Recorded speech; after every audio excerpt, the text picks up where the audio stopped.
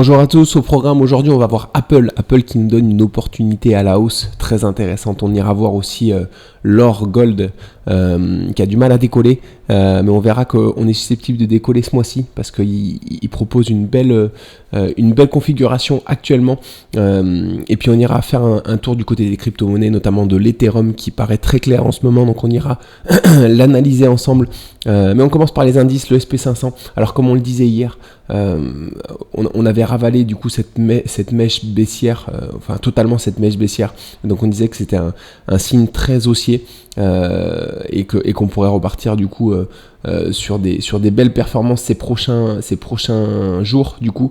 Donc ça a été le cas hier, on a fait une nouvelle belle performance sur le SP500 et sur le Nasdaq c'est la même chose, on va le voir, voilà. Donc le Nasdaq pareil, on est revenu casser presque les plus hauts historiques il me semble, donc voilà, sachant que les objectifs du Nasdaq sont les 17 830 qui sont les objectifs de cet élargissement descendant, et les objectifs sur le SP500 sont un peu plus loin, c'est les objectifs de cet élargissement descendant qui sont 5155 qui sont ici, donc voilà, mais on s'en approche petit à petit, donc voilà. Par contre la hausse d'hier, que ce soit sur le SP500 ou le Nasdaq, je pense a surtout été portée par les publications de résultats, notamment de Amazon et de Meta qui fait une performance assez impressionnante à la hausse. Voilà, c'est impressionnant pour une action aussi fortement capitalisée de faire un gap haussier aussi énorme. Je crois qu'elle a dû faire plus de 15% en gap haussier, donc c'est vraiment un afflux d'argent massif sur Meta, qui a fortement recassé du coup ses plus hauts historiques. Malheureusement je suis pas sur le coup, je suis pas en position sur Meta, hein, c'est triste, j'aime pas ne pas être en position sur des actions qui font des perfs comme ça, personne n'aime je pense, mais voilà, on a fait en tout cas une belle performance sur ces actions. Du coup les marchés européens, alors pour revenir à ça, les marchés américains ont fait une belle séance de hausse hier, mais ça a été surtout porté par les grosses capitalisations, par ces deux grosses capitalisations. Ce que j'ai pu voir sur les moyennes capitalisations et les plus petites capitalisations, ou alors les larges capitalisations mais qui sont moins connues que Meta, il y a une séance plutôt mitigée, donc voilà, pas une séance haussière, donc vraiment cette séance haussière est représentative uniquement des performances de Meta et Amazon, et pas du reste des actions américaines qui sont cotées, donc voilà, donc méfiance. Est-ce que c'est un feu de paille ou est-ce que c'est vraiment une nouvelle hausse et un futur bull run pour les indices? On va le voir, mais en tout cas une belle séance. Concernant les indices européens, on voit qu'il y a eu une séance moins impressionnante, même si le DAX est très haussier, hein, on voit qu'il fait une sorte de tasse et là une consolidation ici qui peut nous faire une future anse pour un décollage. Ça c'est très haussier, hein, ce genre de figure, donc voilà, on peut arriver sur des niveaux très très hauts. Alors je vois que j'ai un objectif ici, je me souviens plus de quelle figure. Ah oui, c'est la figure de cet élargissement descendant à angle droit qui a des objectifs au 18 460, mais voilà, ça fait un petit moment qu'on est sorti de cette figure, donc je pense pas que ces objectifs sont encore valables sur le DAX, donc voilà, mais en tout cas dans tous les cas, même si on sort de cette figure à la hausse, on aura potentiellement une vague haussière sur le DAX. Le CAC 40 c'est pareil, on a fait une séance mitigée hier, on a du mal à repasser les plus hauts, donc voilà, ce qui n'empêche que c'est quand même très haussier. Peut-être qu'on va revenir combler ce gap ici qu'on n'a pas encore comblé et qui est une belle zone de support avant de repartir vers le haut, donc on va suivre ça. Du coup on commence avec la paire du jour, Zion qui est très intéressante parce qu'elle est très propre. On a fait une épaule en hebdo ici, qu'on a cassé par le bord, on est venu rapidement remplir les objectifs parfaitement, donc voilà, on est reparti sur une figure du coup sur un canal ascendant ici, et on va voir qu'au sein de ce canal ascendant il y a des choses intéressantes. Il y a une épaule inversée dont on a rempli les objectifs parfaitement également ici. Ensuite on a eu un élargissement descendant dont on a également rempli les objectifs parfaitement ici, et là on est sur à la fois, donc du coup on est arrivé sur une zone ici où on avait rempli deux objectifs et on était sur une zone de résistance, une ancienne zone de support qui maintenant du coup fait office de résistance. Donc voilà, donc on cherchait absolument des shorts dans cette zone là. On a tenté un ici on est sorti visiblement légère. Non, on avait tenté la hausse, du coup ici on était sorti positif ici. Donc ici on a tenté un short tout simplement parce que on était potentiellement sur une épaule tête épaule inversée et on tentait la deuxième épaule, le bas de la deuxième épaule. Alors vous allez me dire c'est pas très rentable pour juste une deuxième épaule, mais comme on est sur une zone de résistance, je pensais vraiment qu'on pouvait rejoindre du coup le bas de ce canal ici, et ça a été le cas. Enfin ça a été le cas, on n'est pas encore revenu le rejoindre, mais on est en cours en tout cas. On est en cours, là on est sur une zone de résistance actuellement oblique, comme ça légèrement descendante, qui pourrait donner forme dans le futur à un élargissement descendant à angle droit avec une zone de résistance ici, une zone de support ici, si jamais on casse cette figure par le haut. Mais voilà, je pense vraiment qu'on peut revenir du coup sur cette zone de support et après à voir comment on réagit sur cette zone de support. Est-ce qu'on la casse par le bas ou est-ce qu'on rebondit dessus? Mais en tout cas, on sera autour des R4 une fois arrivé sur cette zone-là. Donc à voir comment on réagit. Est-ce qu'on rebondit tout de suite pour repartir vers le haut ou est-ce qu'on vient vraiment chercher cette zone-là? Je nous vois bien revenir chercher petit à petit cette zone-là en faisant des petites baisses un peu... en faisant un essoufflement ici, donc voilà, avant de repartir vers le haut. On va suivre ça en tout cas, mais du coup belle performance sur Zion, on est autour du R2, enfin c'est pas encore une performance gigantesque, mais on est potentiellement sur une performance qui peut être d'ampleur si jamais on casse ce canal par le bas, donc voilà, on va suivre ça en tout cas. Concernant le flop du jour, le gold qui est très intéressant. Alors le gold, ça fait contre l'USD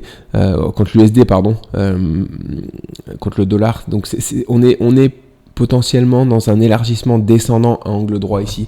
Avec une zone de résistance ici et une zone de support ici. Et là, ce qui est très intéressant, c'est qu'on a fait une rotation, une deuxième oscillation, et ici, on a fait une rotation partielle. Ce genre d'événement est très haussier. Donc, si on casse cette figure par le haut, ce qui est, je pense qu'il y a de fortes potentialités pour que ce soit le cas. On aura des objectifs bien plus élevés sur l'or. Donc voilà. En tout cas, là, du coup, on surveille attentivement ce qui se passe ici. Et ici, on voit qu'on a eu du coup, en daily, on était sur un élargissement descendant à angle droit qu'on a cassé par le haut. On est venu rentrer sur le pullback ici. Sur le throwback plutôt sur l'ancienne zone de résistance qui est maintenant devenue support de cet élargissement descendant à angle droit. On est parti vers le haut, on a du mal à décoller. Ça fait quelques jours, ça fait plusieurs jours, ça fait un petit moment maintenant qu'on est dessus. On est rentré en position le 20 décembre, c'était l'année passée. Donc voilà, par contre ici on est en train de faire une épaule potentiellement de retournement aussi qui pourrait nous faire partir l'or vers le haut et au moins sécuriser cette position à court terme. Donc voilà, donc on va suivre ça, on est sur des bonnes zones d'achat ici. Donc voilà, pour ceux qui ne sont pas encore rentrés en position. Donc voilà, sachant que si jamais on recasse cette zone par le bas, on repartira sur autre chose, je pense. Donc voilà. Mais si on part vers le haut, on peut être pris dans un train haussier très intéressant sur l'or qui pourrait nous mener vers des niveaux qui sont bien plus importants. Donc voilà. On va suivre ça en tout cas. On va suivre ça pour l'or. Concernant du coup l'opportunité de demain. L'opportunité de demain, c'est Apple. Apple très intéressante. Apple parce que, alors, vous allez me dire, elles sont toutes très intéressantes. Oui, elles sont intéressantes quand elles sont claires. Ici, on était dans un canal descendant. Voilà, qu'on a cassé par le haut. On était potentiellement aussi sur un élargissement descendant à angle droit avec une zone de résistance ici et la zone de support également ici. Voilà, en tout cas les objectifs du canal sont autour des 206,20. Les objectifs de l'élargissement descendant à angle droit sont aux 212,20. Donc ils sont dans la même zone des objectifs. Et ici on va le voir, on les a pas encore atteints du coup ces objectifs. Mais du coup en daily on est sur un double bottom ici, sachant qu'on a fait un biseau descendant qu'on a cassé par le haut, dont on est revenu remplir parfaitement les objectifs. Les objectifs sont la base du biseau, donc le haut du biseau, donc on est venu les remplir. Et ensuite on a fait également un biseau ascendant qui est très pentu, qui est très haussier. Je vous avoue que c'est pas commun comme biseau. On n'a pas rempli les objectifs, mais je pense qu'on peut s'arrêter là parce qu'ils sont pas toujours remplis, validés à la baisse les objectifs des biseaux. Donc voilà, sachant que là on a une belle zone de résistance maintenant qui était une ancienne zone de support, et on vient faire un double top du coup sur cette zone là. Et ici on a une publication de résultats hier et voilà, elle a été accueillie de manière neutre. Parce qu'on voit qu'on a ouvert avec un gros gap baissier, mais par contre on a ravalé toute la baisse en fin de journée et on est venu clôturer quasiment sur les mêmes niveaux auxquels on avait clôturé la veille. Donc voilà, c'est potentiellement, du coup on a potentiellement un rebond, on va le voir en une heure ici. Voilà, on a un rebond, on a potentiellement un retournement, donc on a mis un ordre ici au-dessus, on mettra notre stop loss en dessous pour sécuriser la position si jamais on est déclenché à la hausse. Les objectifs à court terme sont bien bien sûr le double top, la validation, enfin le retour sur la ligne de coup de ce double bottom, potentiellement de retournement haussier. Donc voilà, et si jamais on valide ce retournement, on a des objectifs du coup qui sont les objectifs des deux figures précédentes en weekly qui sont au-delà de notre R2. Donc voilà, et on est susceptible également de repartir en bull run sur Apple, hein, parce que regardez, Apple c'est quelque chose de très haussier, hein, donc voilà, à voir comment on réagit ici du coup, mais voilà, on est content d'avoir une opportunité haussière sur ce genre d'action qui est très haussière en général, donc voilà, on va la prendre et puis on va voir comment ça va évoluer ces prochaines semaines. Donc voilà, du coup on va faire un petit tour du côté des cryptos et notamment de l'Ethereum. L'Ethereum, très intéressant, l'Ethereum, parce qu'il est très propre également. Voilà, on est en 4 heures ici. On a rebondi. Alors, je sais pas si vous vous souvenez, mais en weekly, on est sur un grand canal, dont la zone de support est ici et la zone de résistance ici.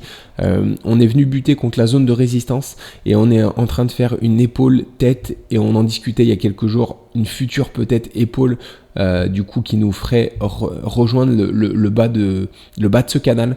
Donc voilà, et ici on voit qu'au niveau de la deuxième épaule, alors on en avait parlé dans la semaine, on était arrivé sur des niveaux sur le niveau de la première épaule, donc on se disait qu'il fallait se méfier sur ces niveaux là.